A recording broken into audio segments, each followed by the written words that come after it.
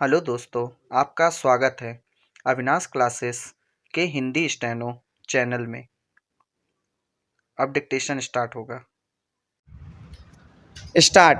उपाध्यक्ष महोदय, पुराने समाज से नए समाज को जो विरासत मिलती है उसी के आधार पर उत्पादन के साधनों का यह समाजीकरण होता है और केवल बड़ी कंपनियां ही इस स्थिति में होती है कि उन्हें समाज अपने हाथ में ले लें।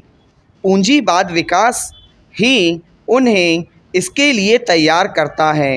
इन बड़े कारखानों में मालिकों और उत्पादन की क्रिया के बीच कोई भी संबंध नहीं होता, सिवाय इसके लिए कंपनी हिस्सेदारों को मुनाफा या ब्याज देती है। उत्पादन को मजदूर और कर्मचारी चलाते हैं और जब कारखाने का स्वामित्व समाज के हाथ में चला जाता है तो उससे उनके काम में कोई अंतर नहीं पड़ता।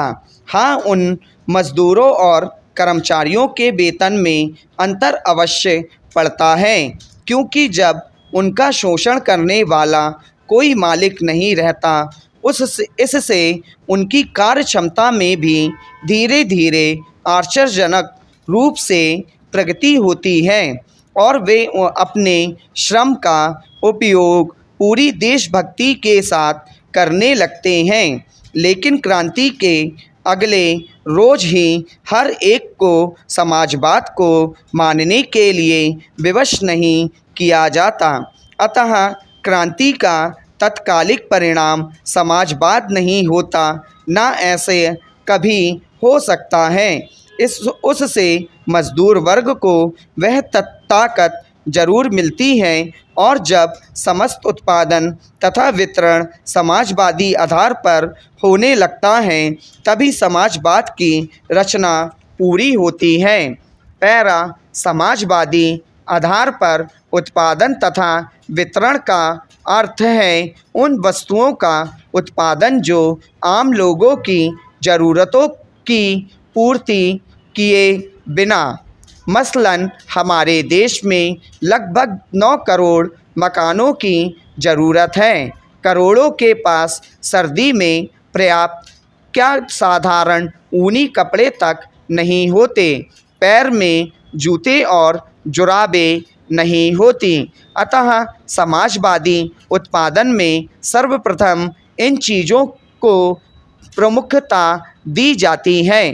पैरा पूंजीवादी उत्पादन में जहां यथेष्ट मुनाफा कमाना ही प्रमुख लक्ष्य होता है, जनता की आम ज़रूरतों का ख्याल किए बिना उन्हीं चीज़ों का उत्पादन किया जाता है जिनसे अधिक लाभ हो। आजकल जो सरकार की नीति है वह पूंजीवादी उत्पादन की ओर अधिक है। समाजवादी वस्तुओं का निर्माण की ओर कम कहने का नारा समाजवाद का है, परंतु वास्तव में हम पूंजीवादी युग में जी रहे हैं। इसकी सबसे बड़ी खामी यह है कि वितरण पर चूंकि कोई नियंत्रण नहीं होता, इसलिए उत्पादित वस्तुएं जनता का तक पहुंचने से पहले ही मुनाफाखोरों के गोदामों में स्टॉक हो जाती हैं। अतः उत्पादन के वितरण पर दुर्भाग्य से हमारे देश में समाजवाद महज एक शब्द बनकर रह गया है, एक शब्द से अधिक कुछ नहीं।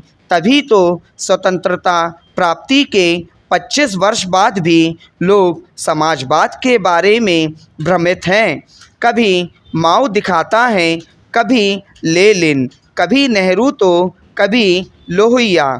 हमारे देश में समाजवाद का चित्र अभी स्पष्ट नहीं है, लेकिन एक बात तो स्पष्ट है कि भारतवर्ष का समाजवाद कहीं बाहर से नहीं आएगा, बल्कि इस देश की मिट्टी और जलवायु की उपज होगा। हमें समाजवाद लाने के लिए दूसरे देशों में सलाह मशवरा नहीं करना, बल्कि अपने देश के वातावरण को देखकर उसी के मुताबिक समाजवाद के ढांचे को तैयार करना और उस पर अमल करना है। स्टॉप।